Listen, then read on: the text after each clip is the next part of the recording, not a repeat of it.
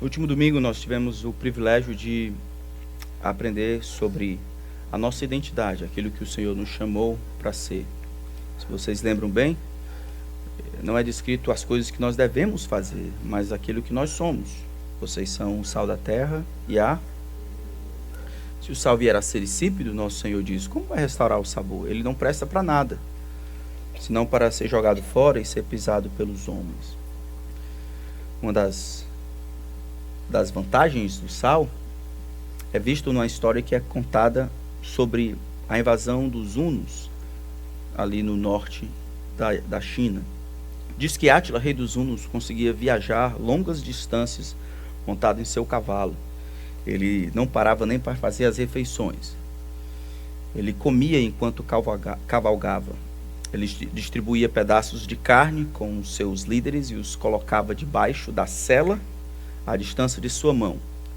E o suor do cavalo, por ser salgado, conservava e impedia o seu apodrecimento acelerado. Era assim que ele conseguia tomar grandes distâncias. Existem muitas maneiras de nós prevenirmos o apodrecimento do mundo, mas a transmissão intencional da mensagem do que Deus fez por meio de Cristo para redimir os homens dos seus pecados é a mais fundamental de todas. Porque as boas obras que nós realizamos, elas algumas vezes só são boas obras em determinado período da história, atendendo a uma determinada necessidade. O problema dos refugiados pode acabar, o problema dos orfanatos pode acabar, as epidemias podem ser vencidas. Mas a principal necessidade do homem, a soma de todos os medos, o que desgraça o homem no presente e o condena no futuro, é o crime contra a lei do santo Deus.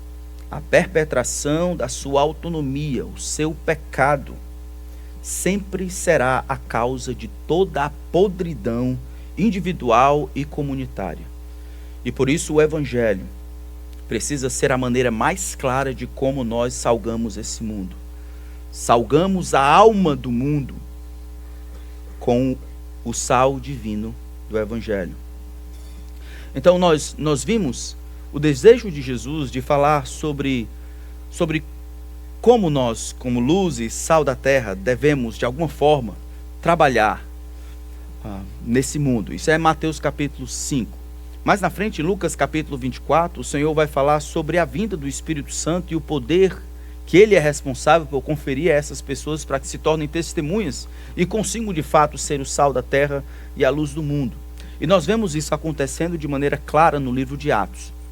O livro de Atos nada mais é do que a contação do que Deus está fazendo por meio dos apóstolos no poder do Espírito, empoderando essas pessoas, tornando-as testemunhas corajosas para que elas proclamem a verdade de Deus. Mais do que sinais, o livro de Atos conta homens cheios do Espírito proclamando uma mensagem, a mensagem que salva os pecadores da condenação eterna. Mas o livro de Atos terminou, foi encerrado. E infelizmente, com o passar do tempo, a nossa compreensão do Espírito de Deus como sendo dado para empoderar pessoas para se tornarem testemunhas foi migrando dessa questão de salvação e proclamação do Evangelho para uma questão mais de internalização da verdade de Deus e santificação. E embora, conforme 2 Coríntios 3,18, o Espírito Santo seja responsável por talhar em nós a imagem de Cristo, nós não podemos ignorar que ele foi inicialmente prometido com a tarefa, a sublime tarefa de apontar o rosto, a atenção e o coração de todas as pessoas a Cristo. Não somente para a santificação posterior, mas inicialmente para a salvação por meio da remissão de pecados, no nome de Jesus. Nós precisamos lembrar disso. Ele foi dado como um poder para compartilhar uma mensagem, e não como uma sugestão para viver uma ideia. Então, com o passar do tempo, a igreja tem se preocupado em ser historicamente e internamente saudável. E temos pensado em aconselhamento bíblico, temos pensado em discipulado, temos pensado em classe de membresia, temos pensado em escola dominical. Todas essas coisas são importantíssimas, porque empurra o rosto das pessoas para aquilo que é de fato importante, a aplicação pelo poder do Espírito da verdade de Deus aos muitos problemas da vida. Mas isso precisa ser mantido em equilíbrio em equilíbrio com o externamente salgado. O Espírito Santo foi dado não somente para imprimir a verdade na vida daqueles que são salvos, mas para lançar luz nas trevas daqueles que ainda são descrentes. E o livro de Atos conta essa história. Eu gostaria então de ajudar vocês nessa noite, provando que ainda continua sendo a vontade de Deus para o seu povo, que o Espírito Santo ainda continua capacitando os seus para evangelizar, para proclamar a mensagem que salva. Então nós vamos começar olhando um dom esquecido e aprender com alguém fiel como podemos salgar o mundo com o evangelho do nosso Senhor Jesus Cristo. Então, por favor, abram a palavra de Deus em Atos capítulo 8. Atos capítulo 8.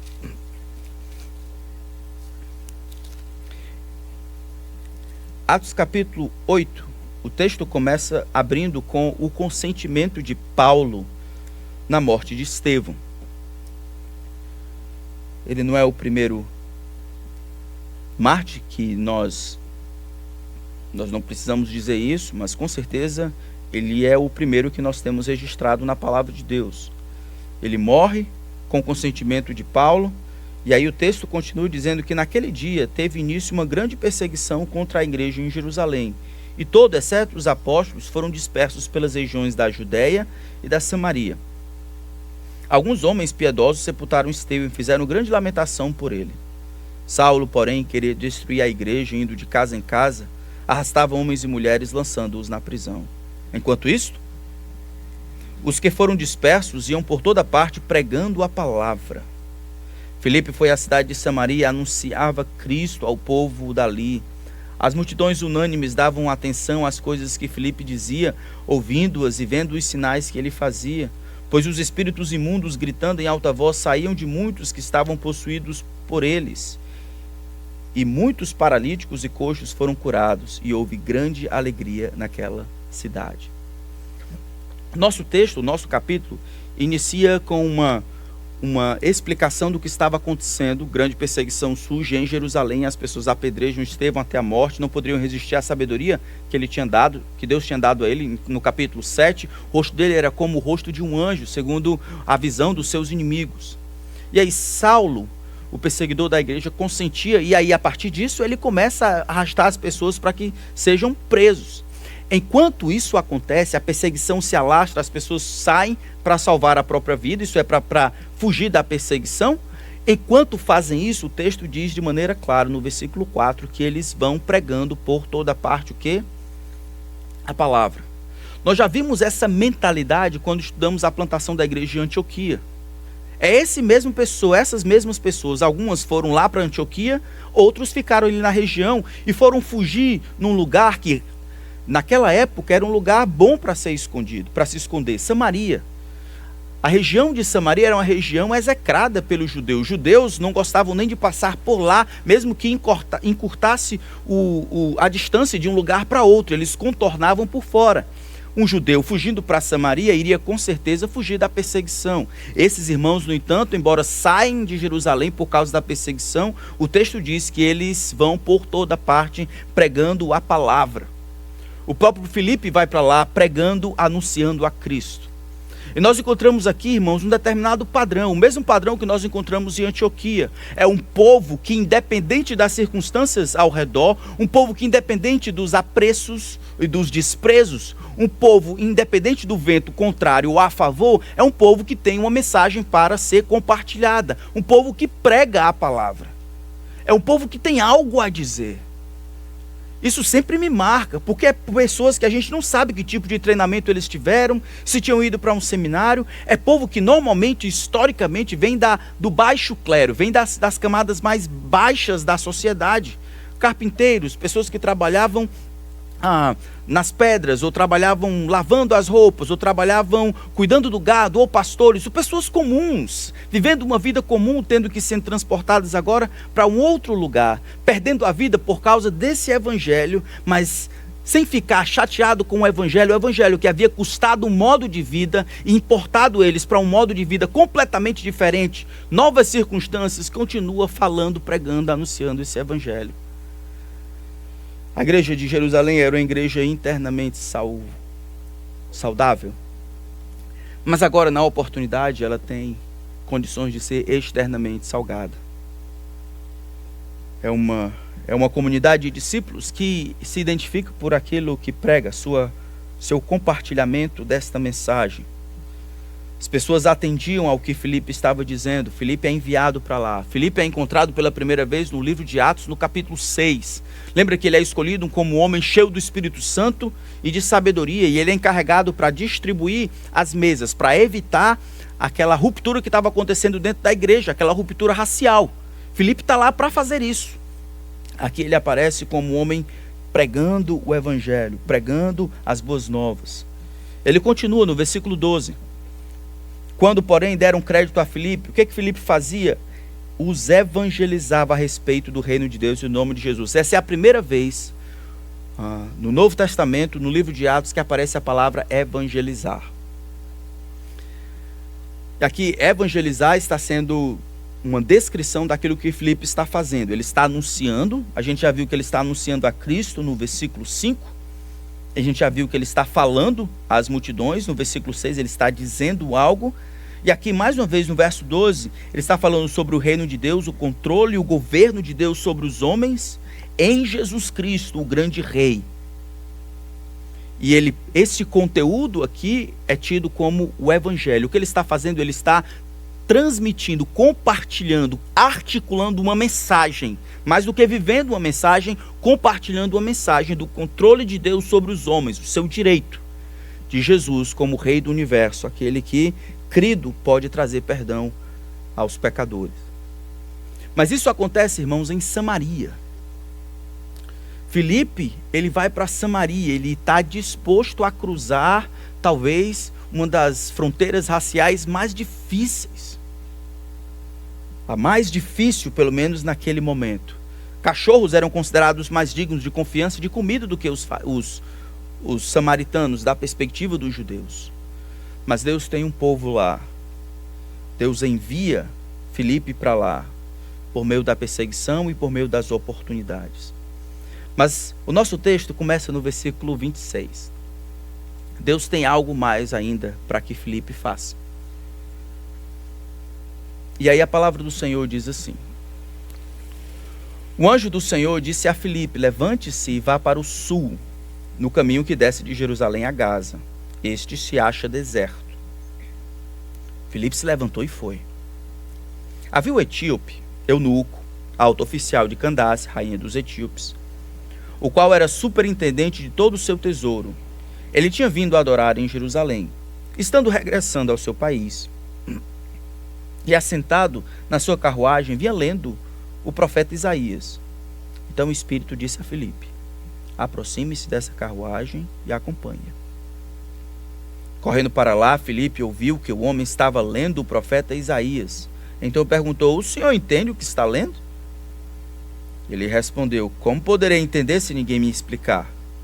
E convidou Filipe a subir e a sentar-se ao seu lado. Ora, a passagem da escritura que ele estava lendo era esta: foi levado como ovelha ao matadouro, e como um cordeiro mudo diante do seu tosqueador, ele não abriu a boca. Na sua humilhação lhe negaram justiça. Quem poderá falar da sua descendência? Porque a vida dele é tirada da terra. Então eunuco disse a Filipe: peço que você me explique a quem se refere o profeta. Fala de si mesmo ou de outra pessoa? Então Filipe explicou.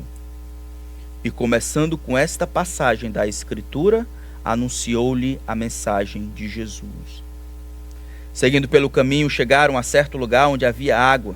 Então o eunuco disse: eis aqui água, o que impede que eu seja batizado? Filipe respondeu: é lícito se você crê de todo o coração. Então ele disse: creio que Jesus Cristo é o Filho de Deus. Então mandou parar a carruagem, ambos desceram a água, e Filipe batizou o eunuco. Quando saíram da água, o Espírito do Senhor arrebatou Filipe, e o eunuco não o viu mais. E este foi seguindo o seu caminho cheio de alegria. Mas Filipe foi visto outra vez em Azoto, e seguindo viagem, evangelizava todas as cidades até chegar a Cesareia. Vamos orar. Senhor, que grande texto nós temos diante de nós. E que grande necessidade a nós. Queremos ver o Senhor fazendo as coisas como fazia no início. pelo menos aquelas que podem ser repetidas. Teu Espírito controlando os homens e mulheres, as pessoas preocupadas muito mais em fazer Cristo conhecido e discipular as nações do que nas outras muitas coisas que nós temos nessa vida. Pessoas comuns, conseguindo articular o Evangelho com clareza e vendo as pessoas sendo salvas. Queríamos muito ver as pessoas sendo salvas diante dos nossos olhos. Os nossos parentes, pais, mães, as pessoas com quem trabalhamos, colegas da escola, na faculdade, aqueles com quem nós interagimos. Gostaríamos muito que o Senhor nos desse um senso, uma percepção espiritual aguçada, um tato sobrenatural para identificarmos a ação poderosa do Senhor, preparando os corações para receberem a mensagem que nós temos. A mensagem que eu tenho. Mensagem de vida e de paz por meio de Jesus Cristo. A mensagem de preparação para o reino vindouro. A mensagem de governo por meio de Cristo. A mensagem que exige arrependimento e confiança em Cristo. Tua palavra está aberta diante de nós. Eu peço que ela seja a nossa regra. Peço a Ti, Espírito, que sejas o nosso professor. O Senhor honre a promessa que fez de não permitir que a Tua palavra volte para o Senhor vazia. E que ao final desse tempo o Senhor receba a glória que merece. Em nome de Cristo. Amém. Nós vamos precisar dividir esse texto, eu já sei, em duas partes.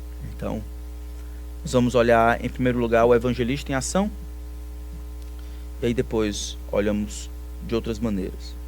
Nós poderíamos ver esse texto, na verdade, de diversas maneiras. Poderíamos dar atenção ao conteúdo dessa mensagem, poderíamos dar atenção ao trabalho de Deus, controlando, dirigindo as coisas e vendo o que Ele usa para empurrar as pessoas para pregar o Evangelho. Poderíamos olhar da perspectiva do próprio Filipe. Poderíamos olhar de outras maneiras. Eu gostaria de ajudar os irmãos a perceberem um evangelista. Agora, eu quero dizer isso para vocês, que nesse momento aqui, ninguém sabe o que é um evangelista, não.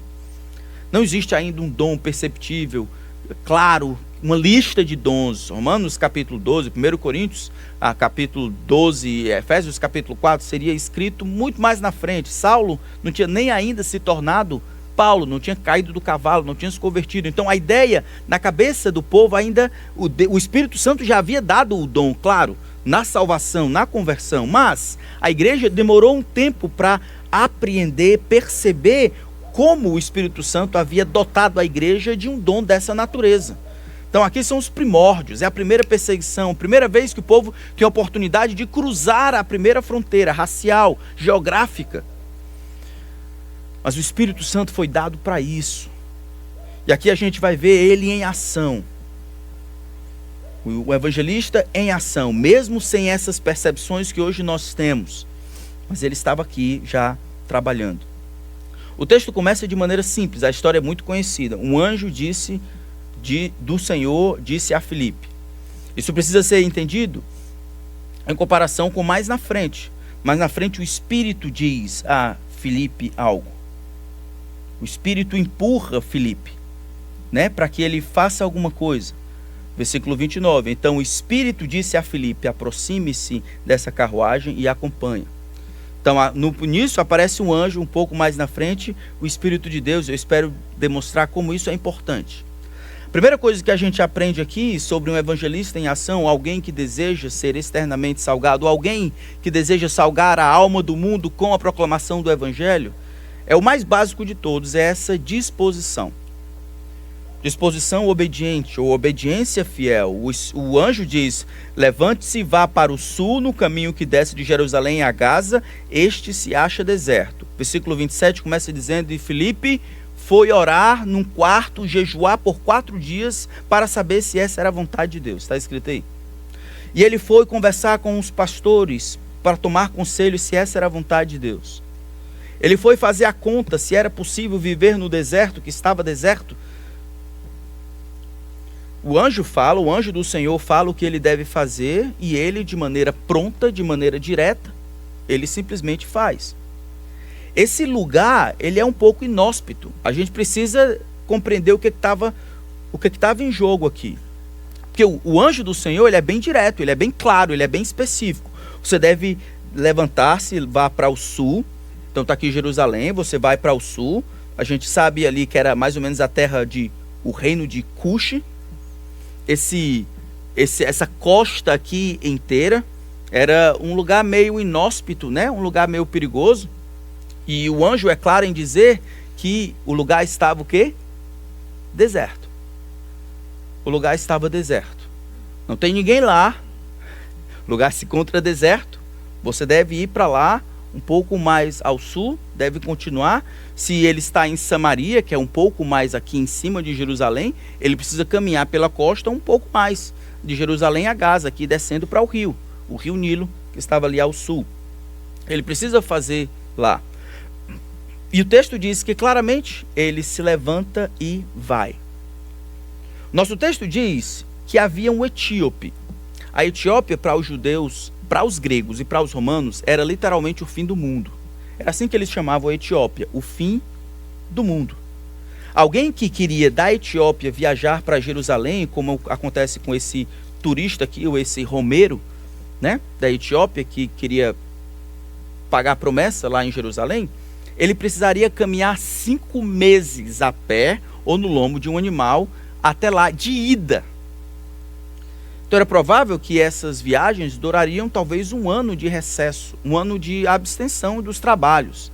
Candace era um título da rainha da Etiópia e os jovens, os meninos, eles eram castrados para servirem como tesoureiros e trabalharem servindo naquilo que podiam a rainha. Então aqui é um homem importante, trabalhando lá, querendo adorar o Senhor. Provavelmente ele está na mesma categoria de Cornélio, um homem temente a Deus. Mas o fato dele ser eunuco é muito importante na narrativa, porque embora ele viajasse 5 meses para chegar e prestar adoração lá em Jerusalém, ele poderia ficar de longe, mas ele nunca poderia entrar no templo. Conforme Deuteronômio, aqueles que eram mutilados, eles não poderiam ser aceitos na Assembleia. Então a adoração dele sempre era distante. Ele poderia se preocupar por fazer uma oferenda, mas nunca participar do ajuntamento solene.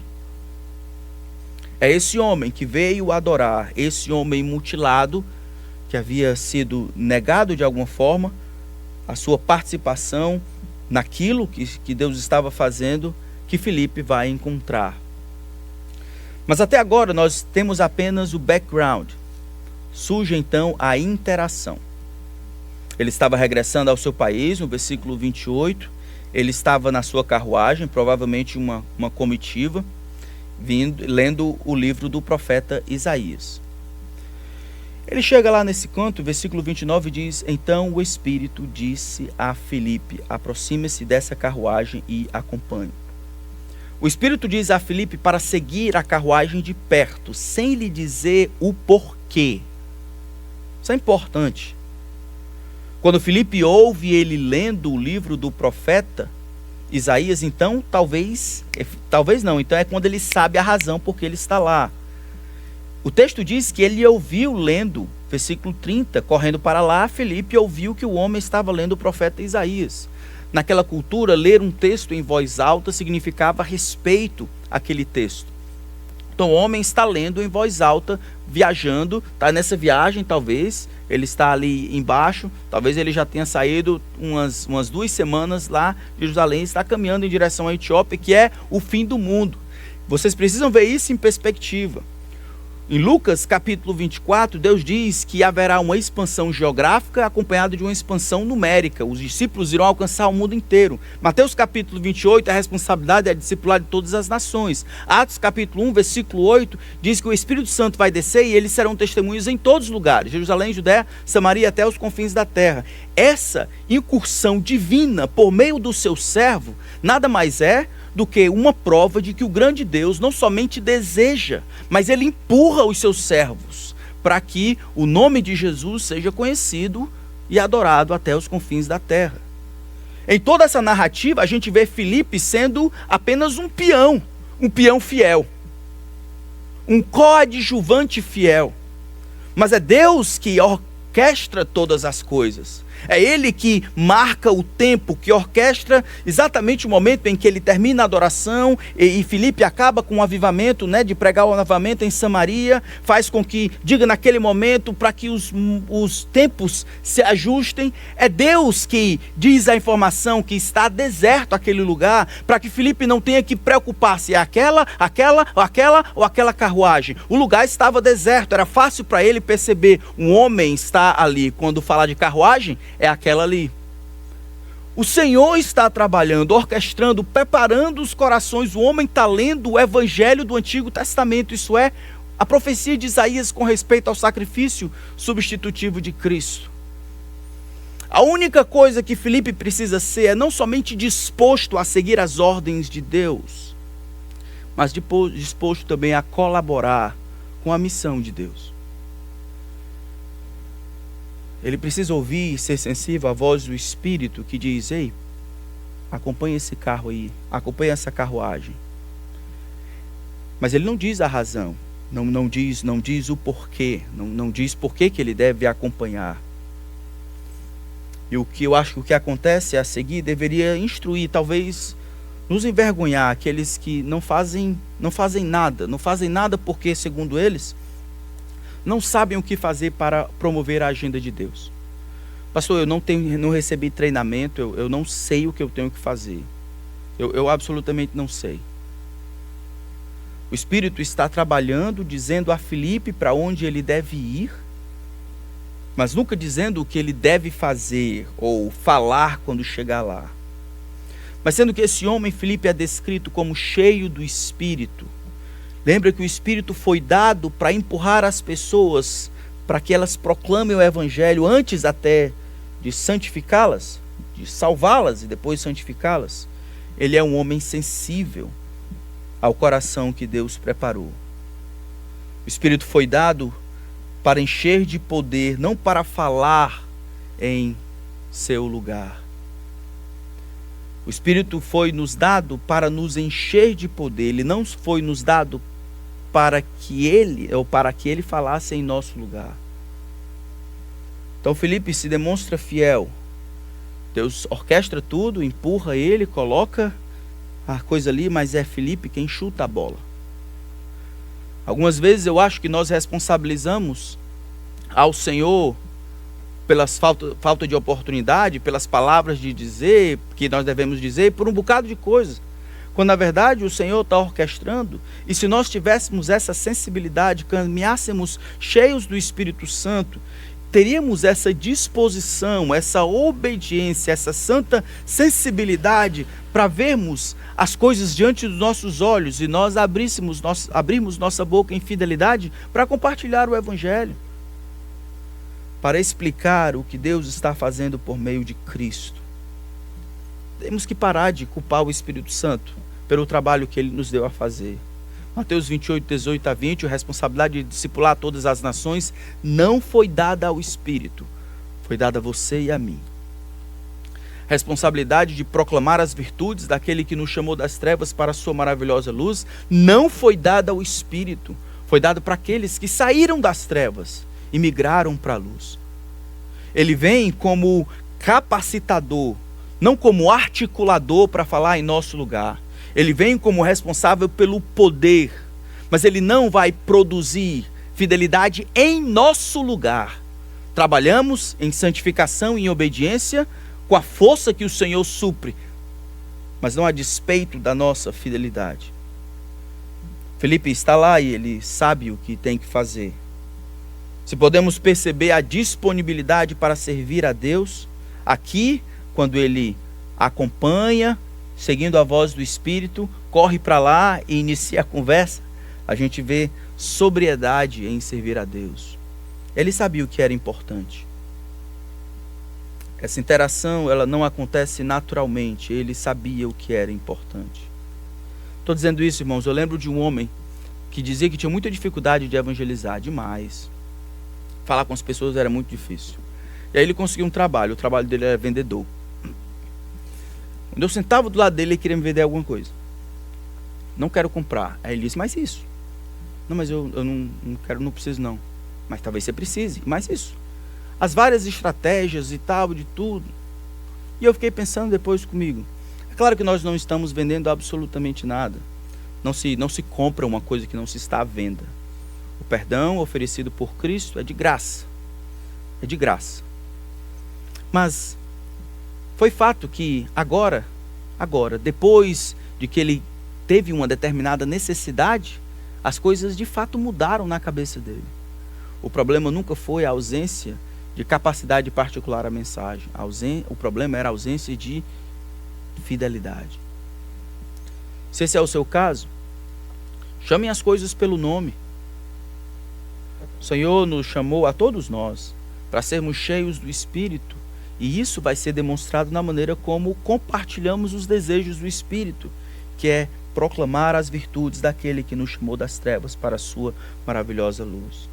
Mas aqui é Filipe, um homem disposto à obediência, um homem sóbrio, sabe o que as coisas de fato são, sabe quem ele é, sabe o que ele tem que fazer, um homem que não tem Mateus 28, 18 a 20, um homem que não tem Lucas capítulo 24, vai por todo mundo, prega o evangelho a toda criatura, não tem Marcos 16, 15, um homem que não tem essas verdades na palavra como eu e vocês temos, compreendendo que o Espírito Santo não precisa dizer mais nada, eu sei o que tenho que fazer, o Espírito está trabalhando, me empurrando e me dando a oportunidade de ser fiel e obedecer naquele momento, ao invés de fazer por mim. Apesar de termos todas essa gama de versículos que revela a vontade de Deus nas Escrituras, nós ficamos condicionando, nos tornamos insensíveis aos sinais da atividade de Deus nesse mundo.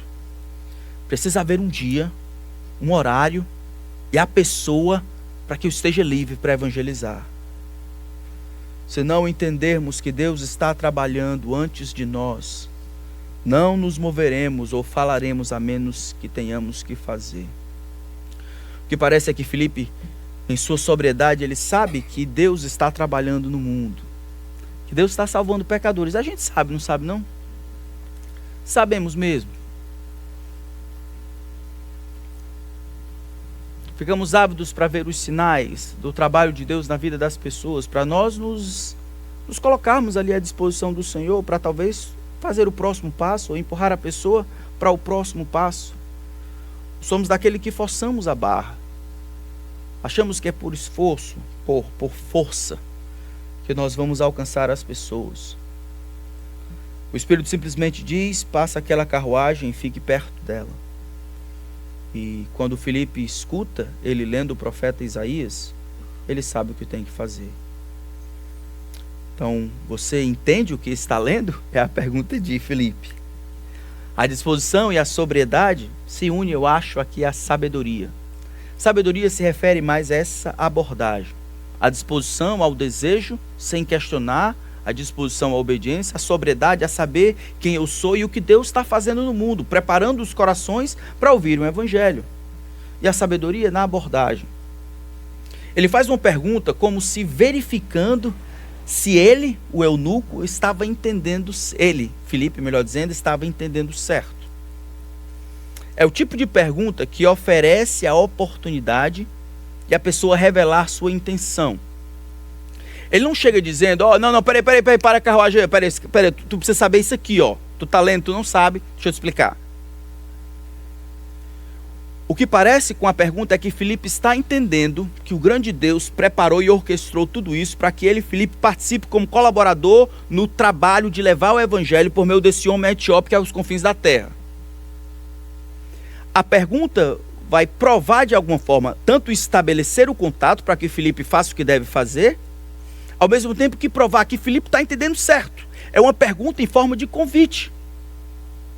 É mais ou menos como você desce do avião, entra, sai ali no desembarque e alguém pergunta, você vai precisar de um Uber? Ou alguém está do lado de fora e diz assim, você quer um Uber? Você precisa de um táxi? O que ele está dizendo? Ele está dizendo, eu estou aqui, se você quiser, eu estou aqui, pronto. É só uma verificação, aquele que está oferecendo o serviço, está olhando, está percebendo algo, pode ser que essa pessoa está procurando, vai precisar de um determinado transporte, de um aplicativo, e eu quero ao mesmo tempo que perguntar para verificar que a minha percepção é correta, eu quero me dispor a ser aquele que vai levar essa pessoa para onde ele precisa ir. É o que Filipe está fazendo aqui. Você entende o que está dizendo aí?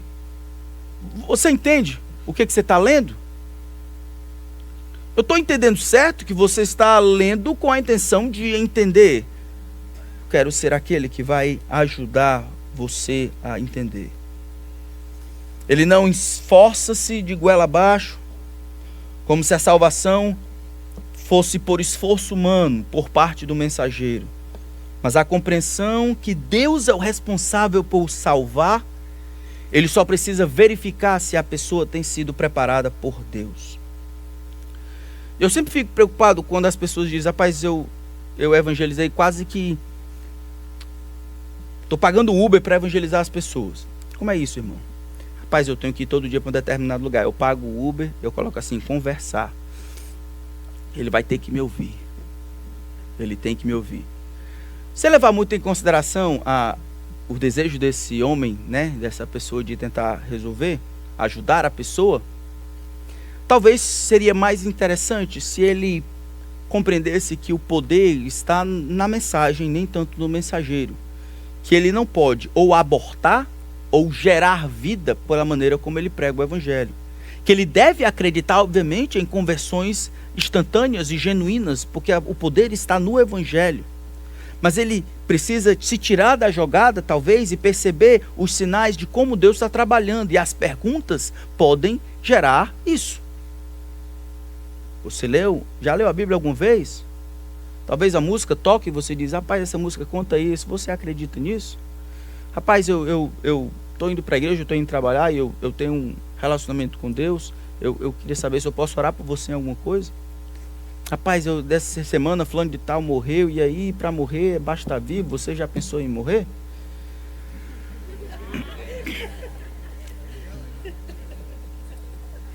Perguntas são muito boas. Eu lembro de uma vez que foi inventar de falar sobre isso. Ele disse: pastor, irmão, vai fazer isso, eu vou parar o carro, você vai pegar outro. Não hoje. Perguntas para verificar o que Deus está fazendo. E esse é o tipo de pergunta que a gente pode fazer em todo canto. Porque a salvação de fato não depende de nós. Nós somos colaboradores, cooperadores do que Deus está fazendo. Então seu colega de trabalho está lá, seu colega de escola, de faculdade. Pergunte o que Deus está fazendo na vida dele. Pergunte o que ele compreende a respeito da vida, se ele acredita em céu, se ele acredita em inferno, se ele tem lido a Bíblia, se ele sabe por que Jesus morreu. Ele sabe por que Jesus precisou morrer, o que Jesus fez na cruz. Todas essas perguntas podem, de alguma forma, funcionar como termômetro para saber o que Deus tem feito na vida dessas pessoas, se elas estão preparadas. Isso encontra-se um padrão no livro de Atos. Os primeiros lugares que Paulo vai, quando estava plantando igreja, onde era? Onde era? Sinagoga. Por quê? Porque eles liam a palavra de Deus todos os sábados. Ouviam a palavra de Deus todos os sábados. Estavam preparados para ouvir a mensagem que era o cumprimento daquilo que Deus havia prometido no passado. Então, precisamos lembrar de que o trabalho de Deus é feito da maneira de Deus. Então, sabedoria em como tratamos as oportunidades. Há muita coisa que esse rapaz poderia estar lendo. Isso é fabuloso. Mas olha o que ele está lendo aqui. Como poderei entender, versículo 31, se ninguém me explicar? E convidou Filipe a subir e a sentar-se ao seu lado.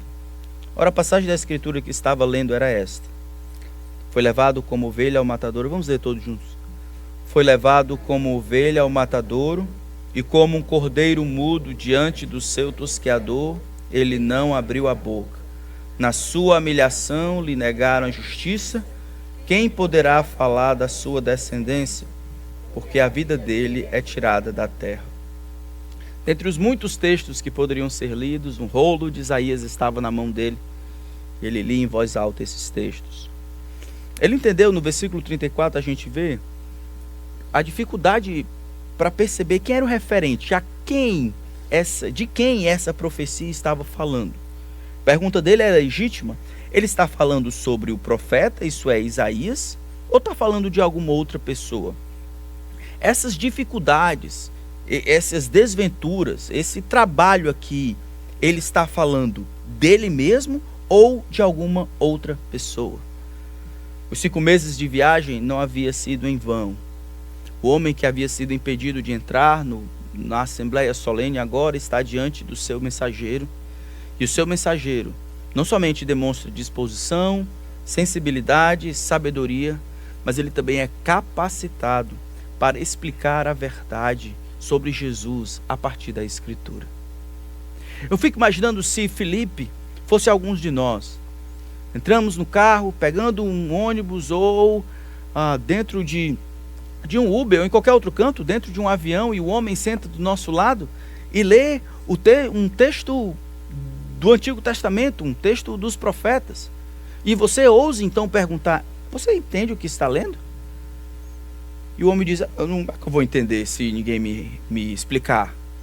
E se nós teríamos a capacidade de, como Filipe, ele diz, então Filipe explicou, e começando com esta passagem da Escritura, anunciou-lhe a mensagem de Jesus. Tá certo que Isaías é um texto muito comum e sua profecia mas que dirá de todos os outros textos do Antigo Testamento?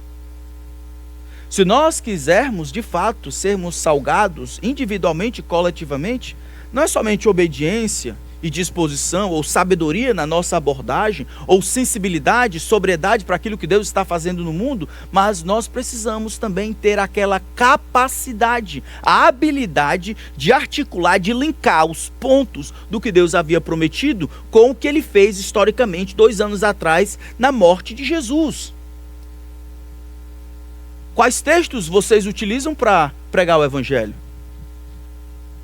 Fora João 3,16, que é a palavra de Deus e vale, quais os outros textos que nós explicamos, que nós utilizamos para provar que Jesus cumpre as profecias do Antigo Testamento, aquelas expectativas, aquelas promessas que foram feitas, apontam para Jesus Cristo, e quando ele morre, da maneira como morre para cumprir as profecias que foram dadas. Onde está o nosso conhecimento nesse sentido? O homem começa desse texto das Escrituras. Eu quero esperar que todos os seguidores de Jesus aqui consigam explicar para os outros por que Jesus consegue salvar. Por que Jesus consegue salvar? Por que Siddhartha Gautama não salva? Por que Maomé não salva? Por que Confúcio não pode salvar por meio da filosofia? Por que Jesus? Porque a gente senta aqui, se reúne todo domingo e diz: só existe um caminho. Não existe nenhum outro nome dado entre os homens pelo qual importa que sejamos salvos, mas o nome e a pessoa de Jesus Cristo. Espero que a gente consiga dizer pela Escritura porque somente Ele. O que é tão especial sobre Jesus que faz com que toda a salvação para o Deus Santo precisa passar somente por Ele? Espero que a gente não fique simplesmente repetindo os clichês do evangelicalismo moderno. Eu quero acreditar que nós conseguimos fazer isso sem aquelas gírias de crente, mas com a Bíblia aberta. É por isso que só você pode ser salvo apenas assim. É por isso que é por causa dele. Sem aquelas histórias de que Deus simplesmente ama, de que você tem que ser uma boa pessoa, de que minha igreja é legal, de que vai dar tudo certo, de que essas outras coisas, mas abrindo a Bíblia com um palavreado bíblico, não como um palavreado vazio, mas com a verdade da palavra de Deus. Filipe articula o Evangelho começando daquela passagem. Será que você consegue compartilhar o Evangelho com alguns versículos? Qual versículo você utiliza para dizer que o homem precisa de perdão? Qual versículo você utiliza para dizer que o homem ele está perdido em seus pecados? Quais os versículos você utiliza para dizer que Precisa haver uma crença, um arrependimento dos seus pecados e uma crença consciente na pessoa de Jesus. Ou você simplesmente está repetindo isso porque tem ouvido todo domingo. Nós precisamos crescer em maturidade, manejar o livro santo. Perguntas simples como o Evangelho deveriam estar esbarrotadas de textos sagrados, sobre a divindade de Jesus, sobre a justificação pela fé. Todas essas verdades deveriam estar emaranhadas em nossa cabeça. Do contrário, nós não seremos como deveríamos ser, que Filipe aqui nos demonstra. Para onde nós olhamos, para saber que Cristo morreu pelos nossos pecados, onde nós encontramos, irmãos, essas verdades? Quais textos sagrados ensinam essas verdades? O texto aqui de Isaías fala sobre o nosso Senhor como um sacrifício. Ele diz que ele foi levado como ovelha para o matadouro. Aqui indica duas coisas. Primeiro, ovelha como um animal inocente para o matadouro, significando uma morte cruel. Uma morte cruel. Mas como ovelha, a morte cruel, essa ovelha que é inocente, ela morre cruelmente em lugar de outras pessoas. O texto continua falando que como cordeiro mudo, como cordeiro resignado, sem fazer ameaças, sem relutar, sem redarguir, sem insultar, sem praguejar, sem reclamar, ele aceitou a vontade de morrer de uma forma substitutiva pelos outros. Como um cordeiro mudo diante daquele que era o seu tosqueador, ele não abriu a boca. Morreu sem deixar nenhuma descendência, foi humilhado e morreu de uma maneira injusta, morreu como um malfeitor. É isso que diz o versículo 26. Para que fique claro, ele morreu como alguém que morre de maneira assassinada, porque a vida dele é tirada da terra, é removida com violência. Esse é o mesmo texto que nós ainda lemos hoje. Esse é o mesmo evangelho, a mesma mensagem que nós ainda continuamos pensando hoje. Nosso texto conclui dizendo que eles encontram um lugar onde tem água.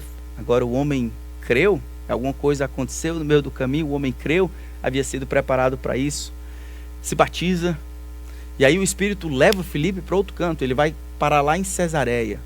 20 anos depois é o lugar onde ele está, lá em Cesareia de Filipe. Não esse Filipe, outro Filipe. Mas, agora eu confundi a cabeça de vocês, né? Mas Cesareia, pronto, aí ele está lá. E aí finalmente ele é chamado de Filipe, o evangelista. O etíope não somente acreditou, mas ele mostrou um desejo de ser batizado. É o que todo discípulo de Jesus deveria fazer. Aquele sujeito, ele respondeu ao evangelho. O Espírito leva 25 milhas de distância. O Espírito leva Filipe para Azoto, 25 milhas de distância. E aí o texto continua dizendo que ele vai de cidade em cidade pregando o evangelho até chegar a Cesareia. É muito interessante, irmãos. A história, uma tradição antiga dos pais apostólicos, relatam que esse homem, o etíope, se tornou missionário na Etiópia. Não muito tempo atrás, a arqueologia descobriu uma comunidade cristã florescente entre os séculos V e X. Esse tesoureiro aqui foi usado por Deus para plantar essa semente. O texto diz que mesmo quando Filipe vai embora, ele diz que vai andando com a alegria do Espírito Santo. É um texto fabuloso. Ele diz, versículo 39, quando saíram da água, o Espírito do Senhor arrebatou Filipe e o eunuco não viu mais. E este foi seguindo o seu caminho cheio de alegria. Aqui é a alegria da salvação. Ele não tinha mais Filipe, não tinha ninguém para discipulá-lo. Mas ele tinha Cristo. E Cristo era suficiente. Ele não tinha nem igreja. Está indo para o canto sol. Mas ele tinha Cristo. Era um homem estudante da Bíblia. Tinha o Antigo Testamento agora sendo compreendido à luz das profecias cumpridas em Cristo. Não tinha uma comunidade, teria que plantar uma igreja em Antioquia. E não tinha ninguém para discipular, seria talvez o homem mais velho. Provavelmente seria o presbítero, ou um pastor daquela comunidade. O homem que foi encontrado por alguém com uma mensagem. Esse alguém, Filipe, ele ilustra o que nós vemos na vida do nosso Senhor. Muitas coisas Jesus veio fazer, mas aquela que mais prendia a sua atenção era ensinar. Em Marcos capítulo 1, depois de passar uma madrugada orando, as pessoas vão até Jesus. Senhor, onde é que o Senhor está? Todos te buscam. O Senhor diz assim: vamos para as outras aldeias e vilas, para que eu pregue também ali. Foi para isso que eu vim. Eu vim para ensinar aos homens a verdade de Deus. Jesus demonstra exatamente aquilo que agora, sem saber, Filipe não estava com Jesus naquela época, Filipe copia, disposto a explicar o que recebeu de Deus aos homens, sensível ao que Deus está fazendo no mundo, sensível ao trabalho de Deus, guiando, contornando as situações e as pessoas e os corações para que ouçam o Evangelho, capaz de articular a mensagem de Deus mais do que de copiar as coisas que se escuta. Mensagens vazias de aceitar Jesus, de levantar a mão, tudo isso deveria ser execrado. Isso é tudo mentira. Não existe aceitar Jesus, não existe levantar a mão, existe decidir seguir a Cristo. Tomar a cruz, negar a si mesmo e seguir a Cristo. Assim, convidando os homens a se arrependerem dos seus pecados e crerem em Jesus Cristo. Eu espero que a gente consiga aprender, não somente com Filipe, mas com o próprio Senhor, essa sobriedade que nos falta, de que nós recebemos uma mensagem. Essa mensagem deve ser compartilhada para o benefício dos outros, para a demonstração da nossa própria fidelidade. Olhe à sua volta. Quem Deus tem preparado no seu nicho? Talvez você esteja tão preocupado com os seus problemas e as suas dificuldades e passam semanas, meses, sem que você compartilhe intencionalmente o Evangelho com alguém. Isso é uma vergonha. Se arrependa. Peça ajuda. Se arrependa. Você nunca vai conseguir ver o que Deus está fazendo no mundo enquanto você está perdendo tempo olhando seu próprio umbigo. Nunca vai ter tempo para ver o que Deus está fazendo no mundo ou para cooperar com aquilo que Deus está fazendo no mundo, se todo o tempo é gasto em prol do seu mundo. É uma palavra de arrependimento que nós precisamos. Então, ser externamente salgado não depende de métodos. Começa exatamente como Filipe começou. Obediência fiel. Disposição. Amém? Vamos orar. Senhor, eu peço que nos ajude como igreja a vivemos aquilo que o Senhor nos chamou para ser, sal da terra e luz desse mundo. Obrigado pelas lições que aprendemos com Cristo e Filipe. Nos ajuda a procurar essas coisas. Eu peço que possamos procurar essas pessoas, mas estarmos sensíveis à voz do Teu Espírito, que já disse que deseja salvar aqueles que o Senhor deseja salvar. Já disse que aqueles que vão ser salvos, vão ser salvos. Nos ajuda. Em nome de Cristo. Amém.